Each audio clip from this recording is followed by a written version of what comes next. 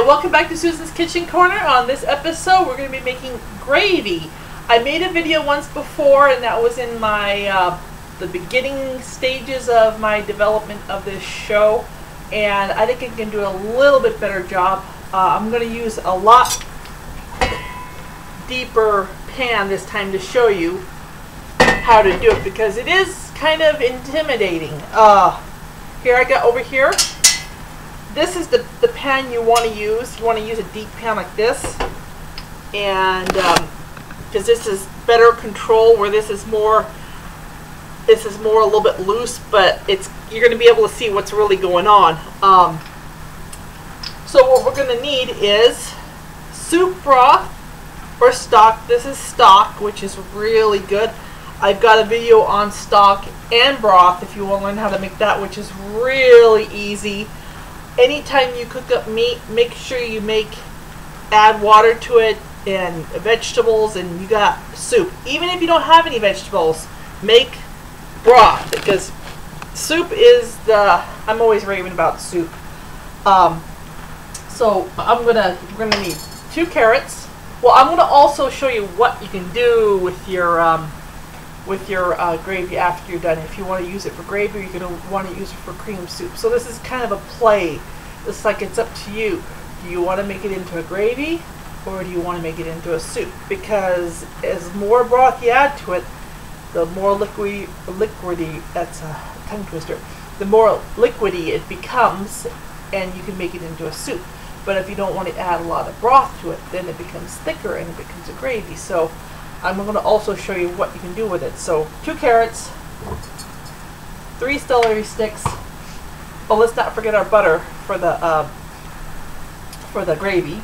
About 3 tablespoons to 4 tablespoons at the most. I tend not to like to use a lot of butter.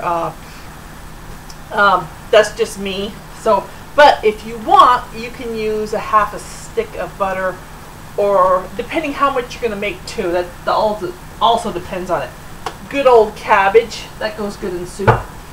And some broccoli, if I already didn't say that. So, but let's get going on the gravy.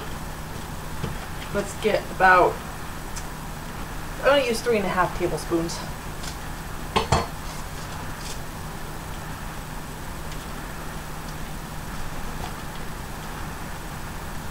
Okay, ooh, a little cabbage in there. So, wow, we're going to melt butter. So put this on low, and okay, here's, back up for a minute. Okay, we got this big, huge chunk. I'm not even thinking. What do we want to do to make it melt faster? Let's cut it into cubes. So cut it. Oh, you can't see that. So I cut it 3 times, like that. Now we're going to turn it sideways. I got the soup thing in it. And we're going to cut it again 2 times. And so basically we're going to cut it into small cubes.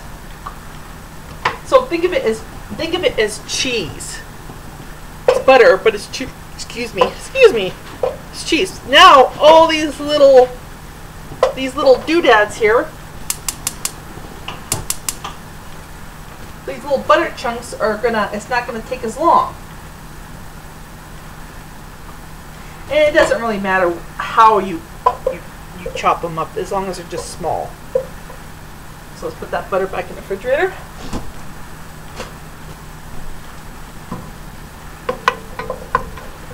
Get that going. Oh yeah, and we're gonna need flour. Almost forgot about that.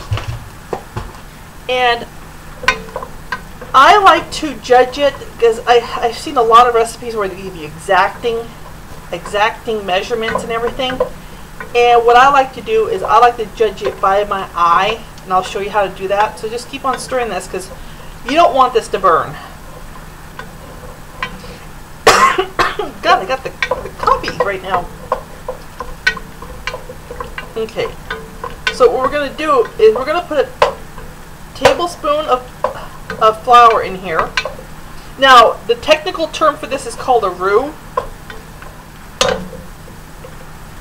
And It can be made with oil, so if you want to add oil to it, I tend not to like to add the oil. But if you like that and that's what you're used to, that's great. Okay, now it's starting to bubble. Have a whisk ready. Now if this really gets to start bubble, just take it off. Like that, just in case. If you have to do something else, it's not going to hurt it any.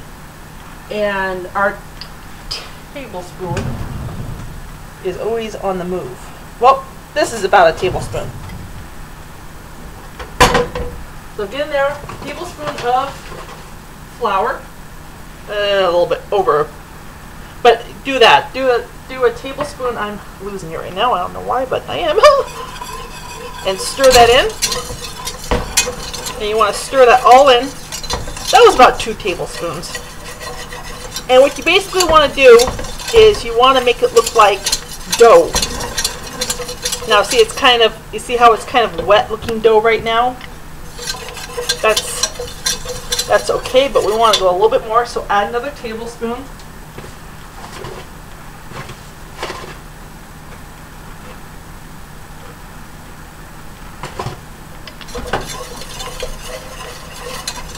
Keep on mixing it around.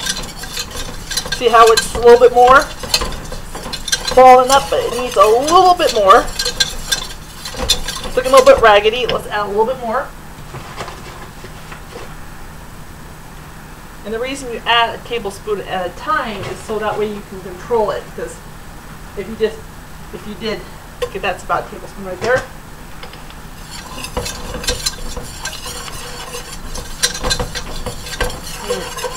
Now it's looking a little bit doughy. See how it's crumbly? And get all the, now see, this is the reason I like making it in this size pan rather than this pan, because then you have to really work around to get everything to come together. Okay, there we go. We got, it looks like little, it's wet. It's not too wet. You can pick it up and it holds its shape. So that's what we're looking for right there. See how it's all crumbly? You can't see any more of the flour. That's what we're looking for. Okay, now get your ladle. And we got the soup over here, which is on. It's really hot.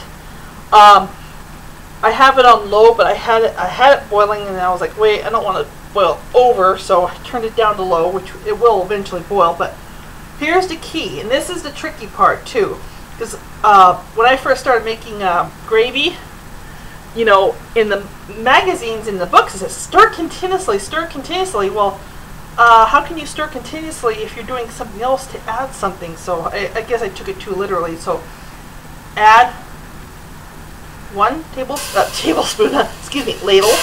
Now it's going to sizzle. Add 2. And you're going to turn this up to, this has been on low, you're going to turn it up to medium. And this is where it gets fun. This is where you got to watch. It's going to look like it's not coming together, but you're going to want to stir it. It looks really mushy and like, oh gosh, it's like it's not coming together, right? Well, stir it until it looks like mashed potatoes. I call it the mashed potato method, right? And see now how it's looking really like mashed potatoes. As soon as it turns into mashed potatoes and starts globbing like that, add 2 more.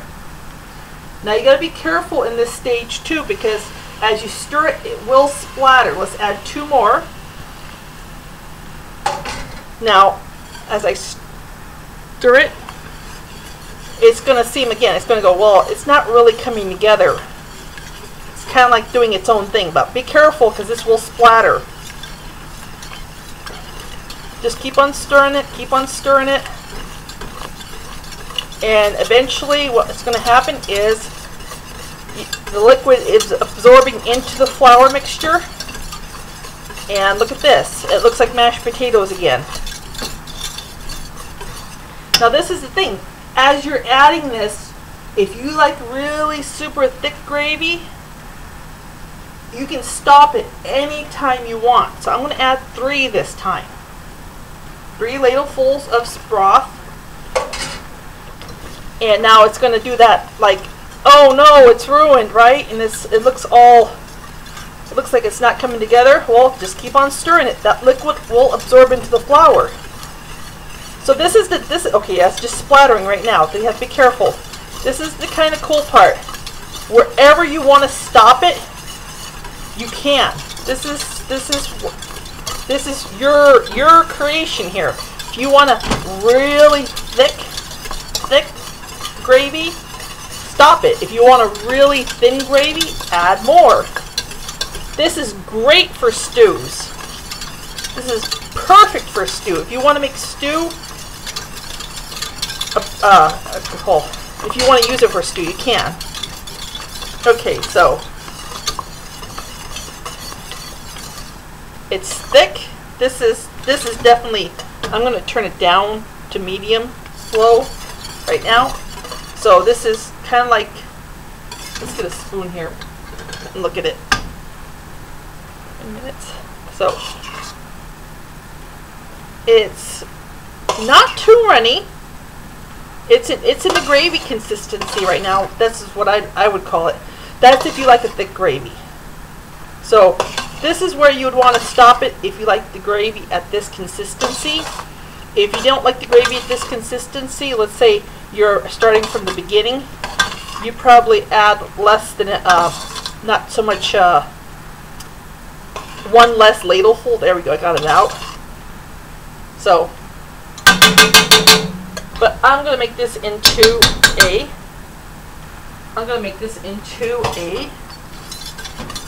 cream soup. So we're going to just keep on adding the broth. So 2 more. Let's do 3. Now, what I recommend is what you do. Oh, yes, it breaks apart and then it comes right back together. Now see, it's doing it a lot faster since this is it's already liquefied. And see, the reason I don't like doing it in this size is because when it's in this size, it's deeper. So when I add the vegetables to it, they're kind of submerged. Okay, so let's add some more. I'm going to add 3 more ladlefuls because this is cream, not gravy. That should do it. Okay, so we're going to turn this back to medium. Now what we're going to do is, now that we got our cream soup, we're going to let that cook, and we're going to put our vegetables right into this and let it cook. So cut your, oh, you might want to help it, you could see me. Cut your carrots in half, right like this, so you have 4 pieces. Now turn them sideways facing you, like this, like they're all like little soldiers in front of you. Cut them in half, so they open up. Oop.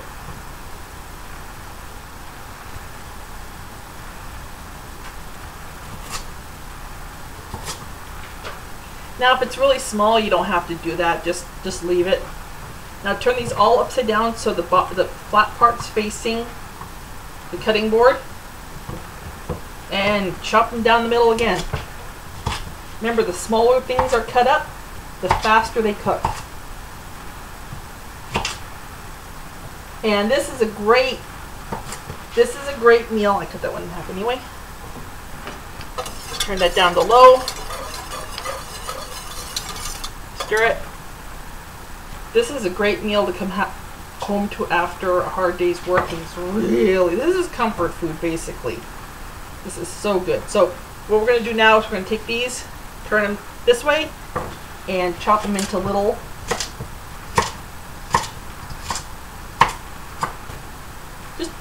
tiny pieces. See, like that? And just stick them right in. And when the carrots are done, everything else is done. That's how you judge it.